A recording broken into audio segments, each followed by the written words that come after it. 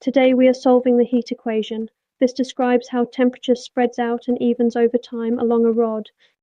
Our equation is U sub T equals U sub XX. This means the rate of change of temperature in time equals the curvature of temperature in space. The rod runs along x from 0 to pi. Both ends of the rod are held fixed at 0 temperature for all time. The starting temperature at time 0 is given by 3 times sine of 2x. This is our initial condition. To solve this, we use a method called separation of variables. We look for solutions of the form u of x and t equals x of x times t of t. Applying the boundary conditions, held at 0 at both ends, forces the spatial part to be built from sine functions. These are called eigenfunctions, and they take the form sine of nx. Each eigenfunction, sine of nx, comes with a matching eigenvalue equal to n squared. These numbers control how fast each mode decays. Next, we solve the time equation for t of t. This gives an exponential decay e to the power of negative n squared times t for each mode n.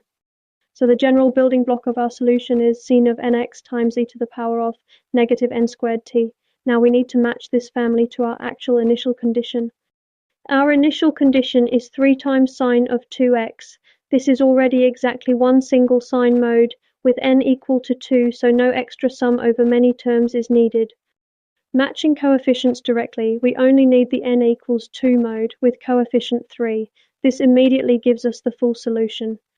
The solution is u of x and t equals 3 sine of 2x times e to the power of negative 4t. Notice that 4 comes from n squared, since n equals 2.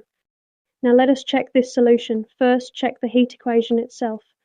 Taking the derivative in time gives u sub t equals negative 12 sine of 2x times e to the power of negative 4t.